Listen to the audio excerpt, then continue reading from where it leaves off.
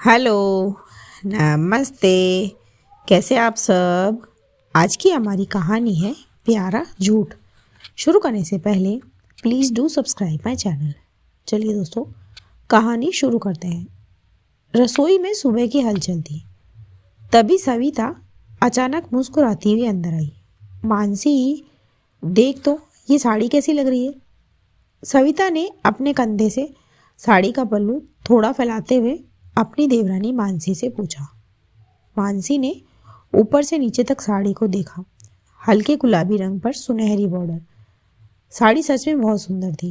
भाभी, साड़ी तो बहुत ही प्यारी है और आप पर लग भी सुंदर रही है, मानसी ने सच्चे मन से कहा। सविता के चेहरे पर तुरंत एक अलग ही चमक आ गई, जैसे वो इसी जवाब के इंतजार में रही हो। तेरे भैया ने लाकर दिए, सविता ने तपाक से कहा। अभी हमारी शादी की सालगिरह थी ना, तभी। फिर मानसी हल्का सा मुस्कुरा दी। ओह, अच्छा है भाभी, उसने बस इतना ही कहा। सविता ने आईने में खुद को एक बार फिर देखा, चूड़ी ठीक की और बोली, मैं जरा मायके जा रही हूँ, शाम तक वापस आ जाऊंगी। और ये कहकर वो अपने कमरे में चली गई तैयार होने।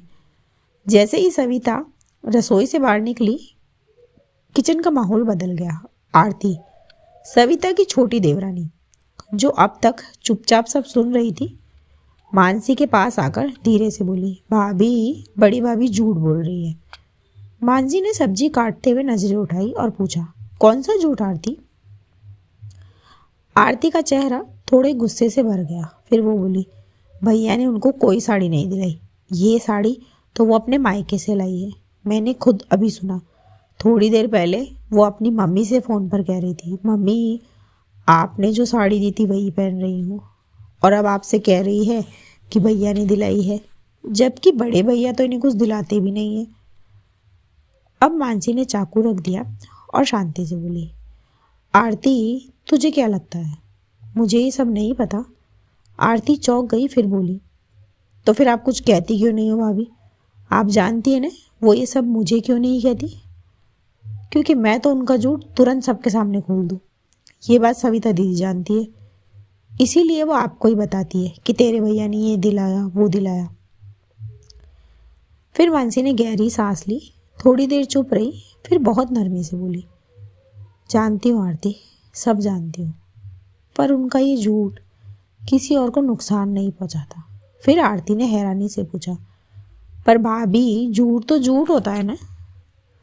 तब मानसी हल्का सा मुस्कुरा दी और बोली, हाँ, झूठ होता है, पर कभी कभी झूठ सिर्फ किसी के दिल को थोड़ा सुकून देने के लिए बोले जाते हैं, किसी और को नुकसान पहुंचाने को नहीं।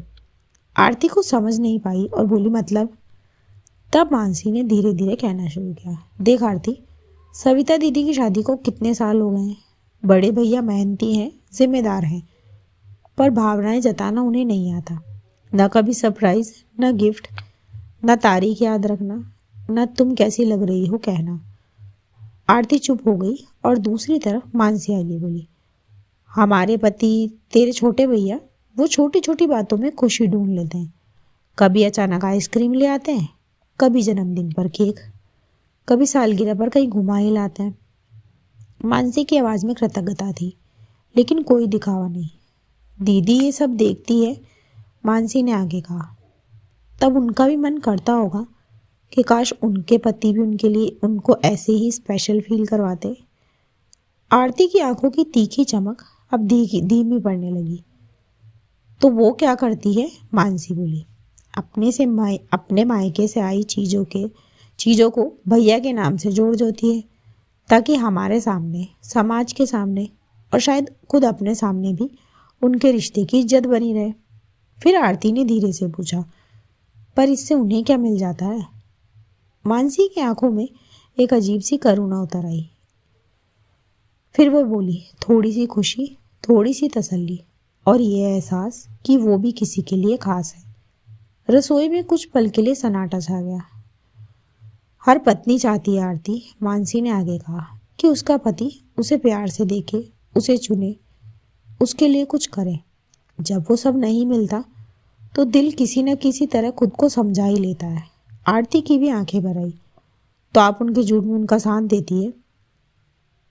तब मानसी ने सिर हिलाया और बोली, हाँ, क्योंकि सच बोलकर अगर किसी का दिल टूटता हो और झूठ बोलकर उसे थोड़ा सुकून मिल जाए तो वो झूठ सुन लेना ही मैं बेहतर समझती हूँ। उसी वक्त बाहर से सविता की आवाज़ आई, मानसी मैं चल रही हूँ।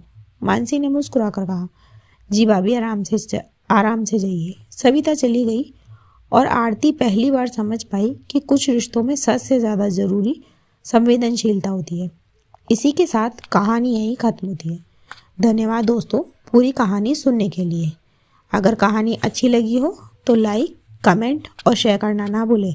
और हाँ, रोज़ाना ऐसी ही नई नई कहानियाँ सुनने के लिए मेरे चैनल को अभी सब्सक्राइब कर लें। मैं मिलती हूँ आपसे अगली कहानी में। तब तक अपना और अपने परिवार का रखिए ख्याल। थैंक यू सो मच दोस्तों। Thanks for watching. Do like, share and subscribe my channel.